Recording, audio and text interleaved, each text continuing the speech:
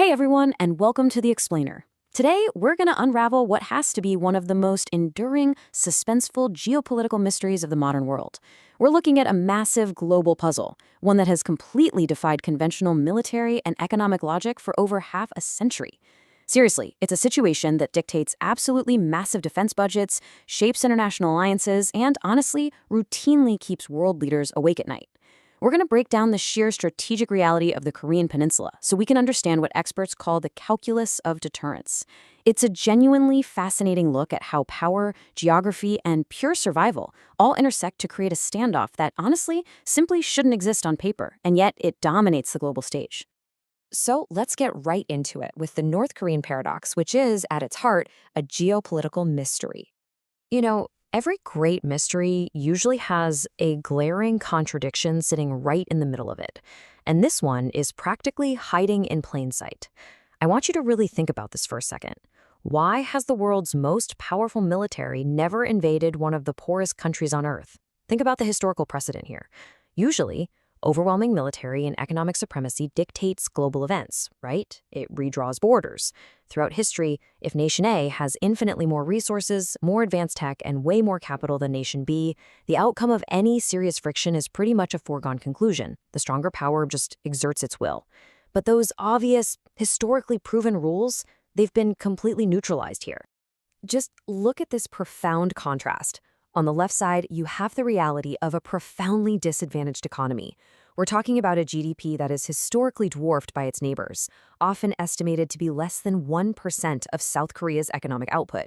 It's a state that is completely cut off from the vast economic engines, global trade networks, and capital markets of the West.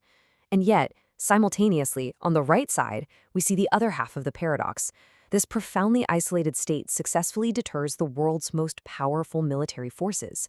How in the world does a nation dealing with severe resource scarcity and crippling sanctions maintain an unyielding, permanent military stalemate against superpowers? Well, to figure that out, we have to look past the spreadsheets and look directly at the map. Which brings us to the concept of the geographic hostage and the very real threat to Seoul. Because the old adage that geography is destiny has literally never been more accurate. Check out this number, 30 miles. That is the remarkably short distance from the demilitarized zone to the northern edges of Seoul. 30 miles is nothing. It's a moderate daily commute for millions of people. But here, we're talking about an absolute economic titan. The Seoul capital area accounts for roughly half of South Korea's entire population and a massive portion of its GDP. It is a sprawling, ultra-dense global technology and manufacturing hub. So, placing a hyper-modern megacity of this magnitude a mere 30 miles from a heavily fortified hostile border makes the threat dangerously immediate. There is virtually zero reaction time. And here's what makes that proximity so terrifying. There are thousands of conventional artillery pieces pointed directly at this densely populated megacity. And what's absolutely crucial to understand is that we aren't even talking about advanced, high-tech weaponry that you can just cyber-attack, jam, or disable electronically. No, we are talking about massive amounts of older, unhackable conventional artillery deeply entrenched and hidden inside fortified mountainside bunkers. Even with outdated technology, the sheer staggering volume of these heavily protected weapons makes a preemptive strike practically impossible to execute cleanly. If a conflict were to kick off, the initial barrage on Seoul would cause catastrophic civilian casualties before any invading force could ever neutralize the threat. Seoul is, strategically speaking, a geographic hostage. But geography is really only part of the story. Let's look at the ultimate deterrent, the nuclear equation. Because to guarantee survival today, their strategy had to evolve beyond the border. Relying solely on mid-century artillery isn't going to permanently deter modern superpowers equipped with precision-guided munitions and stealth tech. So when we analyze North Korea's military profile, we see a meticulously layered defense strategy.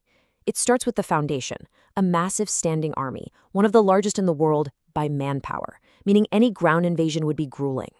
Layered on top of that is the overwhelming conventional artillery we just talked about. But then, the strategy scales up globally with an advanced ballistic missile program capable of reaching distant targets. And sitting at the very top of this pyramid is the ultimate payload, nuclear weapon capabilities.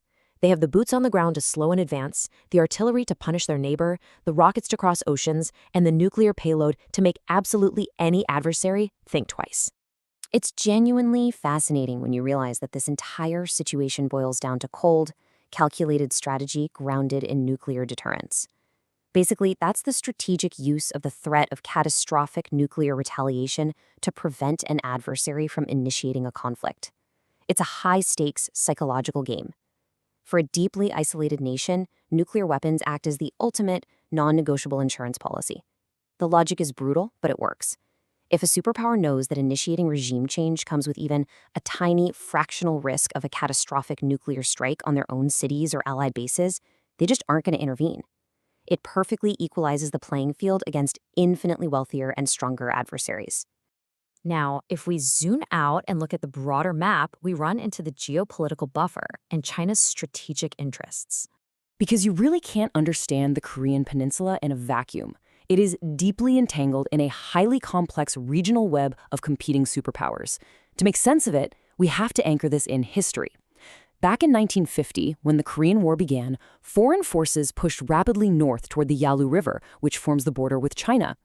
For Beijing, having a foreign, U.S. allied military sitting directly on its border was an absolute red line.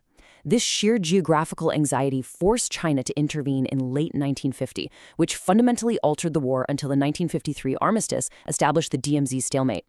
In that historical context, it's absolutely vital because that exact same geographical anxiety dictates Beijing's policy today. The fear of a unified, Western-leaning Korea directly on the Chinese border is the main reason why the status quo has been maintained for decades. Just look at how these competing strategic goals line up. It makes the enduring deadlock make perfect sense. You've got North Korea, whose singular, overriding objective is regime survival at all costs. Then you have South Korea and the US, who are pushing heavily for denuclearization and regional stability. But then, add China into the mix, whose primary goal is maintaining a geographic buffer zone against US influence. These sharply competing interests act like massive gears grinding against each other.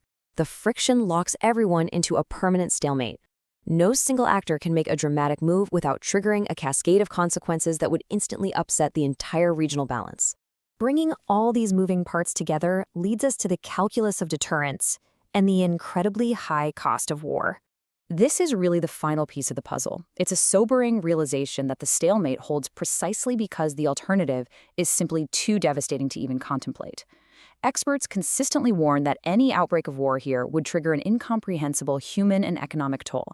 We are talking about casualty projections spiraling into the millions within days. And beyond that human tragedy, the global economic fallout would be instantaneous. South Korea produces a massive percentage of the world's advanced semiconductors and memory chips. A conflict would shatter global supply chains overnight, crippling everything from cars to consumer electronics worldwide. So that explains the ironclad preference for diplomatic solutions. Military action is just way too costly, too disruptive, and too dangerous. Which leaves us with this incredibly powerful summary. Sometimes the strongest defense isn't having the biggest economy or the most advanced technology.